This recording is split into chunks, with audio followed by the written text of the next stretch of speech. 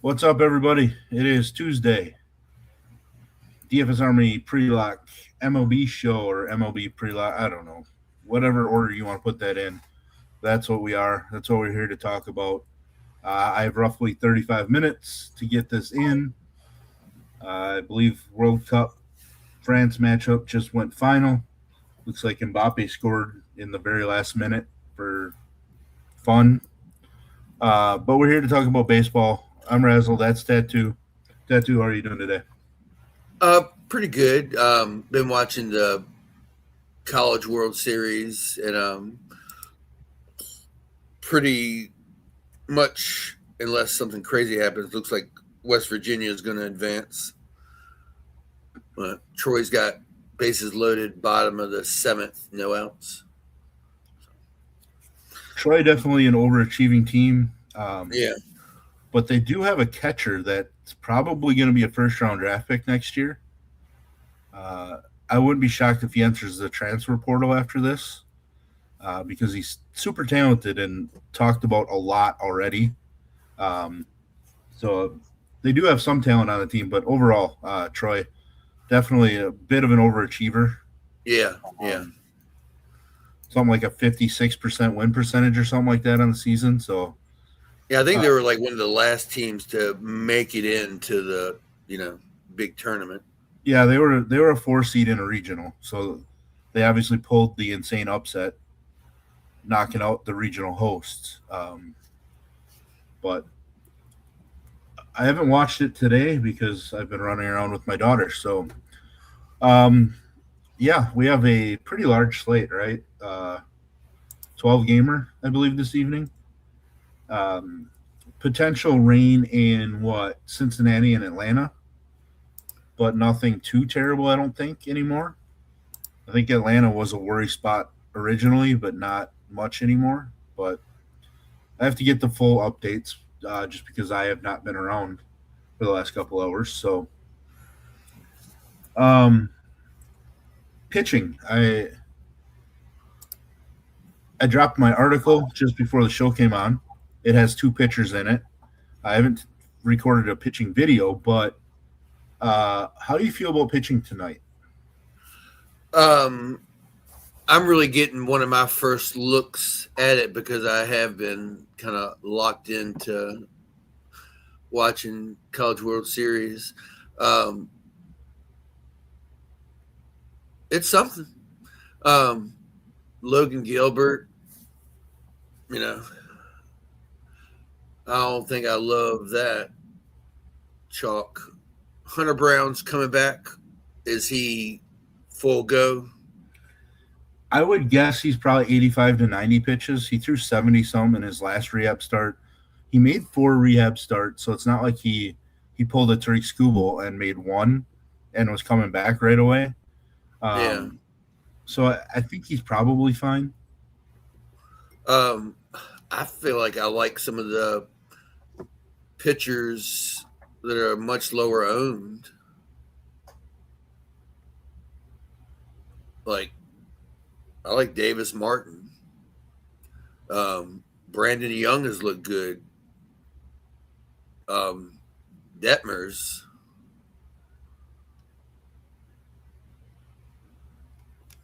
I might be willing to go with them more than I kind of trust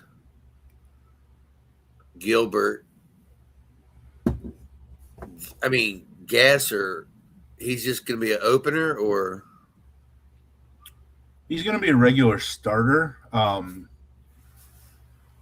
I mean, I'll tell you, Gasser made my article today, so you can guess which side of the equation he's on. the bad Uh, side. yeah, I'm not playing any Robert Gasser. I've played him before, so it's not like I'm anti Gasser. Um, Yeah, he just allows so many base runners. Now, you can argue that Cleveland isn't really scoring much, especially because now they've lost J Ram, Chase DeLauder, and Angel Martinez fractured his foot too. So like the lineup is super watered down. Uh, so I guess there is some benefit for him. I just I just don't like seeing that ownership. So for me, it's just a pure ownership leverage spot. yeah. Uh, It kind of does make me worry a bit about fading him because he is at least at home. But I got to find a spot to gain some leverage, and that seems like the absolute easiest because he's so highly projected. Um, you know, of the guys that are, basically 19% higher, like he's easily the one that you want to fade, right? Yeah. You can definitely fade Logan Gilbert since he just pitched against the Orioles. Now he's a veteran, so like I don't use that back to back thing as harshly as I do for younger guys, etc. But still, it's a lot of ownership for a guy that struggled a lot at home this season. But I did write in my notes that there should be some positive regression for Logan Gilbert. Like he's given up a home run like every 3.7 innings at home and only one on the road on the season. And that ballpark at home is not a home run park. So some of that needs to regress. Could it happen tonight? Yes, but also he could give up 3 home runs tonight to that Orioles lineup. Um, I'm with you. I'm looking a lot at the lower owned pitchers, quite a bit actually. Yeah. Davis Martin makes sense. I still don't think it's the perfect spot being in Yankee Stadium. Um, I'm going to play Merrill Kelly tonight, which feels gross, but the Angels don't exactly have left-handed bats that do a ton of damage, and that's Merrill Kelly's issue. I was curious to see what you were going to say about Brandon Young, because I don't mind him, but I also don't want to chase like a career best performance last week, which also came against the team he's facing tonight. Yeah. Yeah. Um, I mean, it's not a Reed Detmer slate where I don't say that I'm playing a bunch of Reed Detmers. So I'm definitely playing a bunch of Reed Detmers. Um, I'm going to give you a few names, and you kind of tell me what you think of them as plays tonight. Um, let's go with Grant Holmes, Jack Perkins, Drew Rasmussen, and Andre Palante. Grant Holmes, he's had some struggles, and I'm not necessarily always afraid of San Francisco. Also, I heard they're looking to trade Chapman and Devers. Among other players, yeah. Yeah. So Grant Holmes is somebody I think I could get behind. Who is the second one? Jack Perkins. I don't know enough about him. He's 5,000, assuming he's the starter. He is the regular starter. Regular starter. I could get behind it. Pittsburgh has, only a couple players I'm really concerned with. I was just looking at some of his numbers. They don't look good, right? If you look at his numbers, they don't look good. They don't look good. Overall, he's a K per inning guy.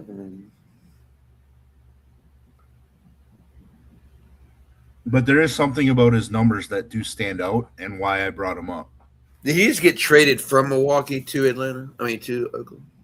No, that was a different guy going to Milwaukee. He had been used more in the bullpen, I believe.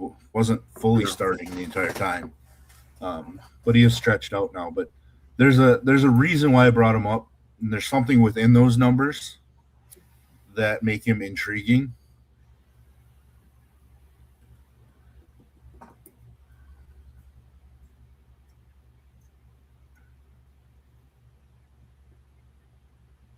It has to do with some splits. Okay.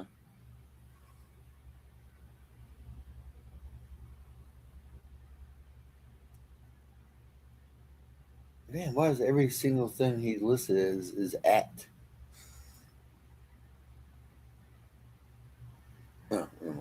stupid. Well, I don't think we have a long enough show for me to thoroughly examine all the numbers. Pretty extreme reverse splits pitcher. He's done a ton of damage against left-handed bats, and Pittsburgh is fairly left-hand heavy with their main lineup. I haven't seen what they're putting out there yet, or projected yet, I should say. But if it's a normal lineup for Pittsburgh, I think Perkins is kind of sneaky. Like severe reverse splits in that he's dominated lefties. So that's why I'm intrigued. JT Ginn worked out decently well last night in this ballpark. So I'm interested there. The other two pitchers are Drew Rasmussen and Andre Payante. What are your thoughts on those guys?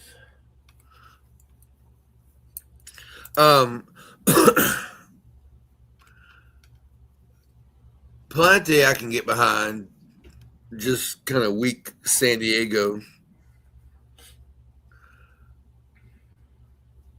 And what was the last one? I'm so sorry. Drew Rasmussen. Oh. It's scary. That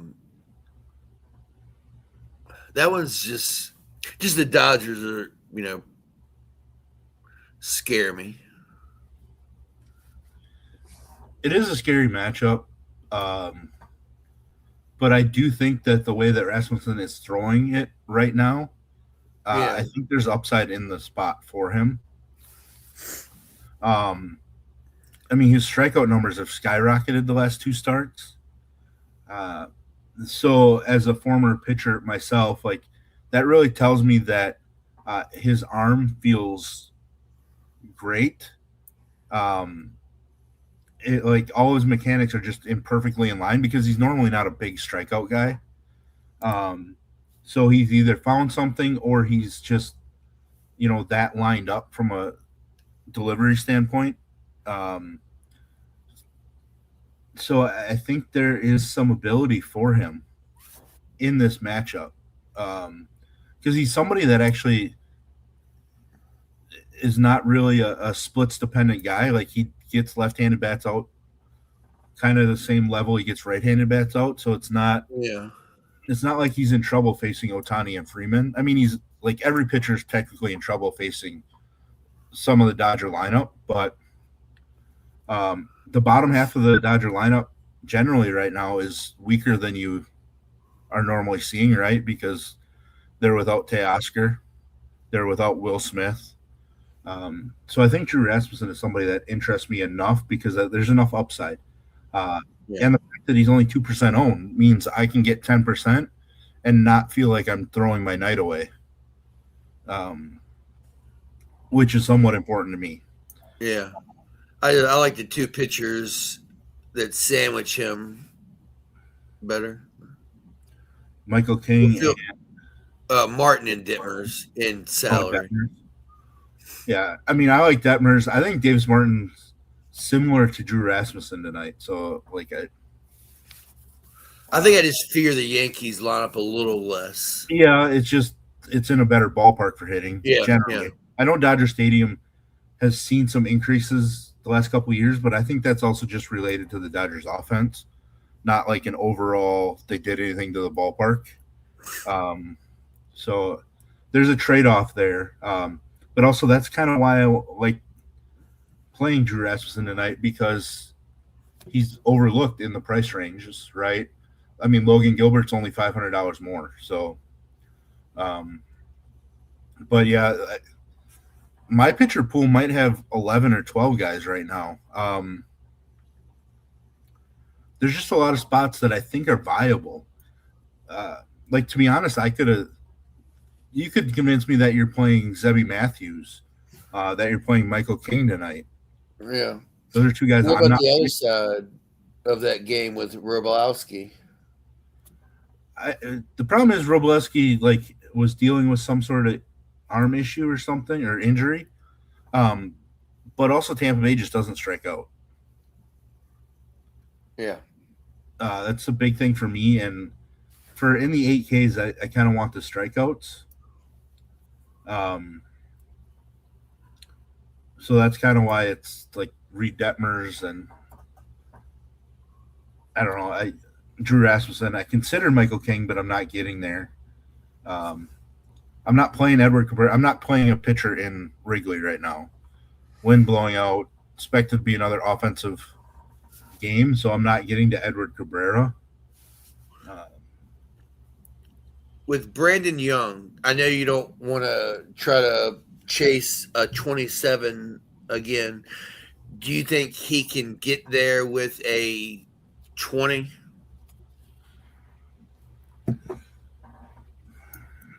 I think it's possible tonight because I I do think there's a possibility that we see a handful of pitchers tonight fall in the 17 to 21 DK point range. Um, so that it kind of tells me that maybe there's going to be one pitcher that ends up needing to be a priority tonight when all's said and done. But I'm going to guess that there's probably five or six other pitchers that are almost interchangeable as SP2. Yeah. Um, so, I mean, obviously, unless like Garrett Cole and Hunter Brown just absolutely dominate and they both put up 30, um, I think you're probably looking at a 25 to 30 from SP1 and then pick a guy that finishes with 20 to 22 or so at SP2. One other name that I didn't bring up that I was tempted to, but I can't do it, even though I think I should be able to. Framber Valdez. Yeah. Going back to Houston, he traditionally had done his best work when pitching in Houston. Um, so a little bit of a revenge narrative. I don't know what contract talks were like for Framber in the offseason to return to Houston. I don't know if he's motivated, to shove it against him. He's been pretty rough this season, allowing a lot of base runners. But I almost feel like tonight's a night you can miss out on a great Framber performance. But again, I'm just not going there because I can't. I can't trust Framber. Um, I wonder if Framber is a better FanDuel play than DK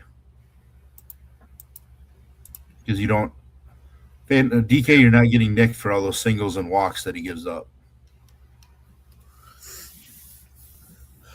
Right now, I've narrowed my single entry pitcher pool down to 4. I think. I mean, I think my single entry player pitcher pool would be like Hunter Brown with either Reed Detmers or Grant Holmes right now. To be honest, is kind of what I'm looking at. Right now, mine is Martin, Ditmers, Palente, and Young. I mean, Grant Holmes could come out of that. I have to weather issue. Like I have to look more into the weather to get an idea. But like I'm just always going to pick on San Francisco, or at least as much as I can. So that's kind of why I'm going there. I feel pretty good about Hunter Brown overall. Like got lengthened out in his 4 minor league starts. Plus, all 4 of them he looked good. Like strikeouts were there, more than a strikeout per inning in all of them. Just didn't look like there were any rust in his overall minor league numbers in his rehab. Yeah. So I think he shows up completely fine. So like that's kind of why he's my top option. I do worry a bit about Garrett Cole. Like I feel probably better about Logan Gilbert than I do about Garrett Cole. But I think Garrett Cole has more upside than Logan Gilbert right now. 3 starts ago, you saw Garrett Cole absolutely dominate and show like vintage Garrett Cole with double-digit strikeouts. And then, so if he shows up again, like he's the one that could make or break the slate for people. To be honest, what's up, Drago? What's up, Ed? Drago, I didn't get a chance to watch any of the France match. How good did Mbappe look? Or how'd that last goal happen? It happened like right after Senegal scored in stoppage time. Um, I just looked up and all of a sudden Mbappe had another goal. Yeah, we have. I mean, we only got like 15 minutes left, so let's switch over to offense here. Um, 12 teams. We just talked about a bunch of different pitchers, right? Yeah. Are there a bunch of offensive spots that we want to take advantage of, or is offense a blah spot to you? Like, I mean, last night we knew there were going to be a bunch of home runs hit. Like, we just had that feeling with a Yeah. bunch of runs, and last night's scoring was ridiculously through the roof. We've had a couple of those nights over the last week. Is tonight going to be as high scoring? I think so. I think there's a lot of good spots.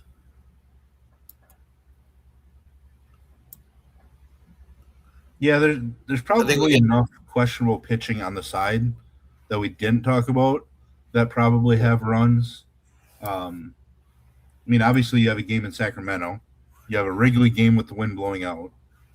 I assume you have a game with very great hitting weather in Cincinnati, based on the game total that I'm seeing.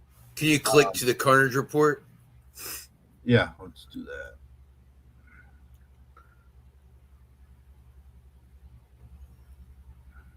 Like, there's a lot of bad red and pink.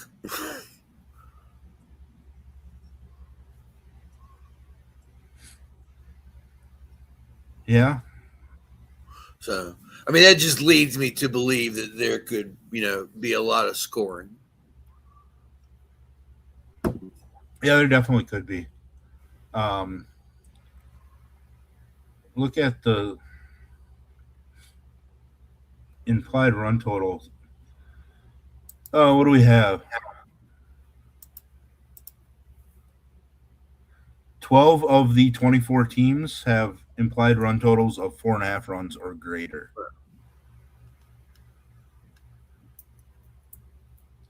Baltimore shocks me that they're the very bottom. Like, I think y'all are. It's that ballpark. Yeah, the ballpark supposed to be good for hitting.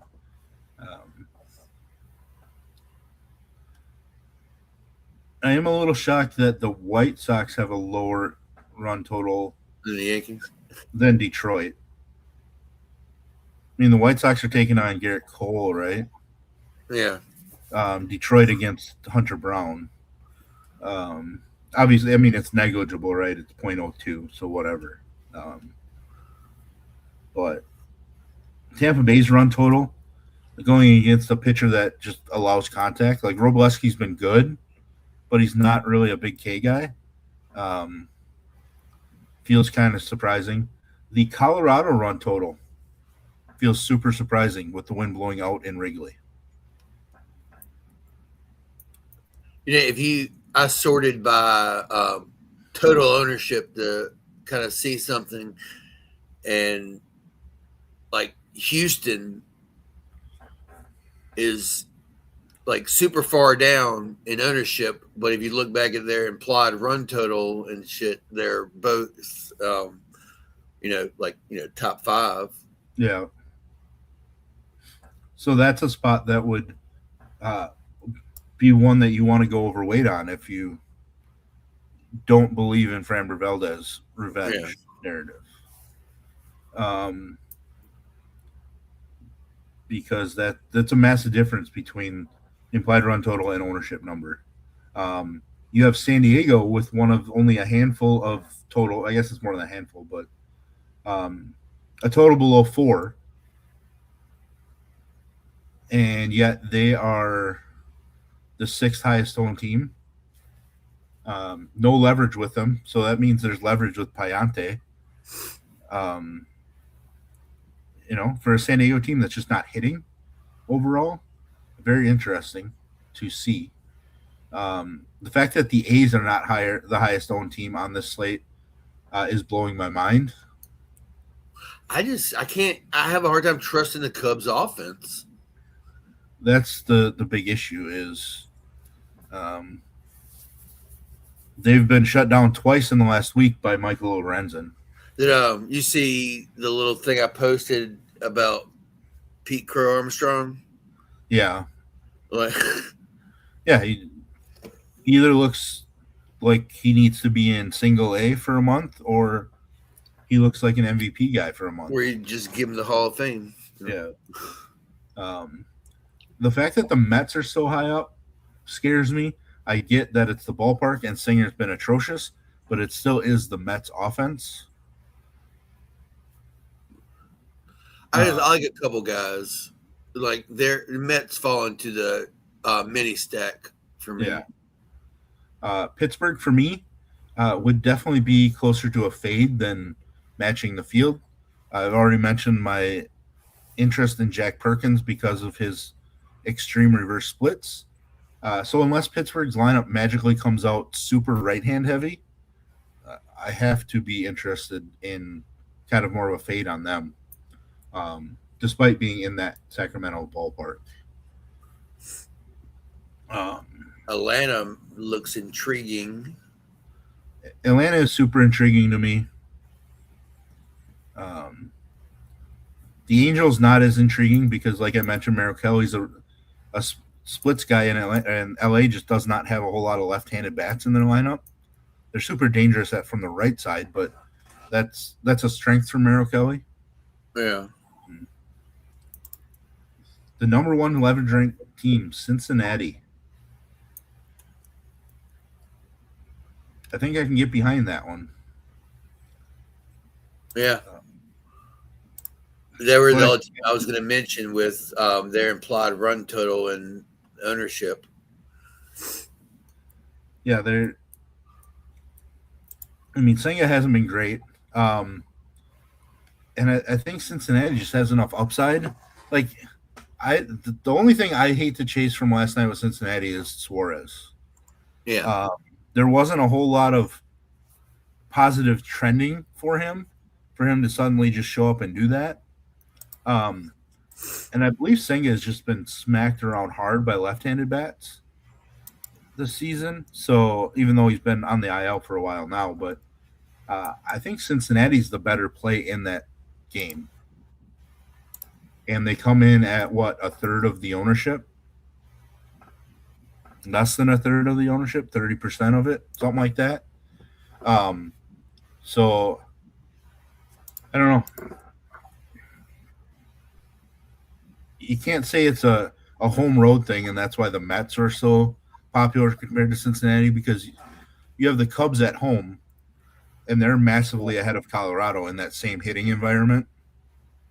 And Colorado's been swinging the bat well, right? We talked about it yesterday.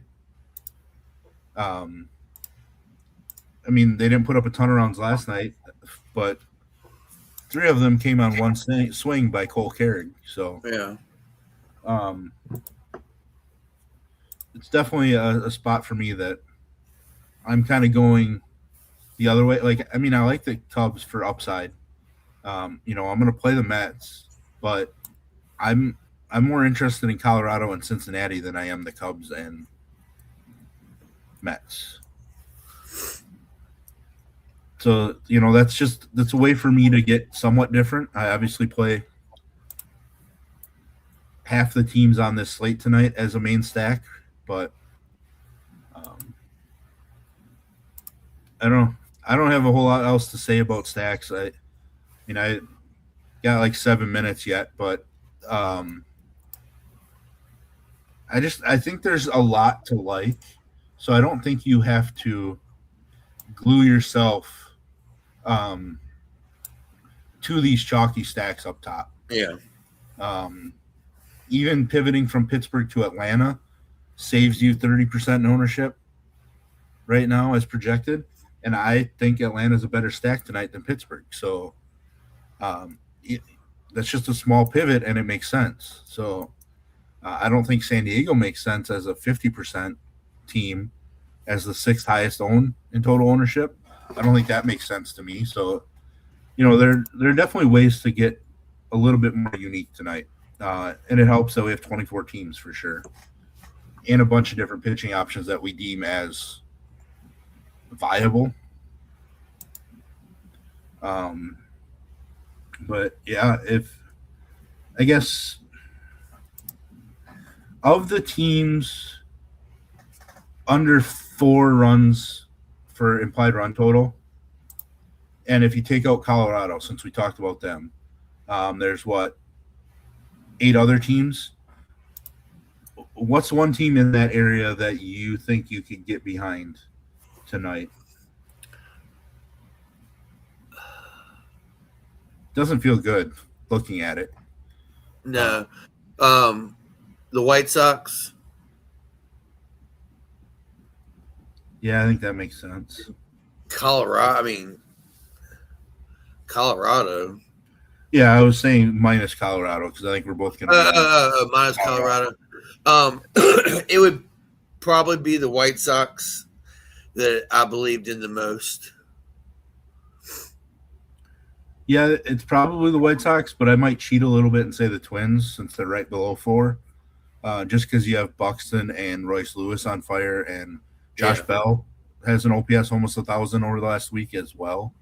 But speaking of the Twins, Royce Lewis played third base last night. Guess who lost third base eligibility on DK last night or today? Royce Lewis. Royce Lewis. He's now first base and second base eligible. Second base is fine though because we need more guys at second base, so I can live with that. Any interest in St. Louis or Milwaukee? Yeah, I mean I'm playing Milwaukee. Like Jackson Chourio is one of my favorite bats on the slate. Sassoni's been slight reverse split, so I think that fits really well for Chourio, and he's just been on fire. St. Louis I don't really love, but I'm gonna make sure I get some percentage of them in mini stacks. Some combination of Herrera, Newt Barr, Jordan Walker, and Alec Burleson. The problem is as we're going to see here in just a minute, because I do need to get out of here in 4 minutes, is when we talk about first base position by position, our favorite players. First base has a lot of names that make a ton of sense tonight. So does third base, to be honest. So, but yeah, segue into that. Why don't you fire out your favorites at each position, and then I will do the same. And then while I'm doing that, you find a couple of dongs to give, and we can get out of here, and I can go pick up my daughter from basketball camp. My favorite catcher, not going with all the obvious ones, is Drake Baldwin's back tonight. So I like go with him. First base, it's just, it's so many. Probably shit.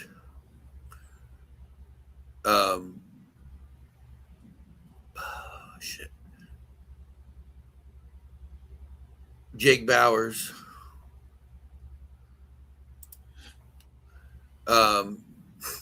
Second base, I just really like Zach Geloff. His price getting up there scares me, but just a fan. Third base, probably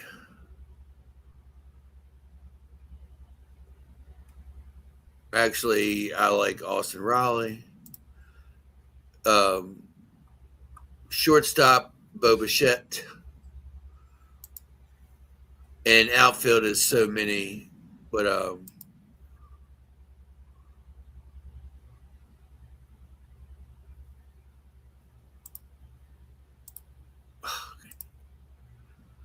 I like Soto. I like Adele, and JJ Bleday. That's it. For me, probably gonna be Hunter Goodman at catcher. I love Drake Baldwin returning too. Hunter Goodman makes probably too much sense. if you want to be a little different, like I don't think Dylan Dingler is going to be looked at very much, and he's just been rolling because he's so expensive. Like he's right between Goodman and Baldwin, so like Dingler's just going to be overlooked. Um, and I know it's against Hunter Brown, but I mean, he's got like 7 extra base hits over the last week. It's ridiculous. First base, I'm going chalk with Nick Kurtz, but again, there's so many guys to play. Don't sleep on Alec Burleson like everybody seems to be doing. He just keeps hitting. Second base is Royce Lewis for me because he's sub 3K yet. Otherwise, if you want to spend up, it's Jazz Chisholm, which is gross. Third base, I have a lot of names written on the sheets. Right now, my favorite, and it's really gross, is Donovan Walton, who's more expensive than Royce Lewis. I skipped mine by mistake. It was actually Colt Keith. Colt Keith it's scary because you're chasing a 3 home run game from last night. Yeah. Donovan Walton over the last week is an OPS of 1750. So yeah, I don't love it, but that's where I'm at. Shortstop is going to be Willie Castro. I've been playing too much Willie Castro for the last week, and I'm going to continue to do that. Outfield, I already mentioned Jackson Chourio as my favorite play. Cole Carrig is going to stay in my core or near core just because he's got power speed upside. I'd like to see them ask him to steal some bags, but the problem is he's not really racking up singles. Everything he's hitting is for extra bases. Ton of speed there. So I think that's kind of where I'm at. I wonder if there was another outfielder that I was really interested in. I'm kind of interested in Jock Peterson too. Has a home run off of Zebby and an OPS near 1100 over the last week. So when things match up, I don't mind that play. Tattoo, do you have any dong calls for people so we can get out of here and I can run out the door? Yeah. Take your all studs, Kurt Schwarber, Alvarez, parlay. Oddball. Well, I like Bo Bichette tonight, so I'll just go with it. I haven't had a chance to look at dongs yet. I'll look at them all day. You gotta wait until my daughter goes to bed, but Yeah. I'm sure my dong call is going to come out of that Cubs Rockies game. To be honest, we'll see. But that's all we got. Members of DFS Army, hit us up in Discord. Not a member, scrolling at the bottom of the screen. The best deal we have out right now, 20% off monthly for the life of your membership, using code BESTBALL2026 for any NFL or VIP Core 4 membership. If you want to join us for just MLB stuff, link in the description below. You can go Raz or Tattoo for 10% off. You can use the code in the description below to get the Best Ball 2026 20% off as well. We will be back tomorrow. I assume somewhat around the same time. Tomorrow is even more running around. My daughter has 3 things going on tomorrow, so I'll try to make everything fit again. But yeah, best of luck tonight. If we're not winning something, hopefully one of you guys does. Hit us up in Discord with the screenshots or on X. That's it. I'm rambling. We're out. Helmets up.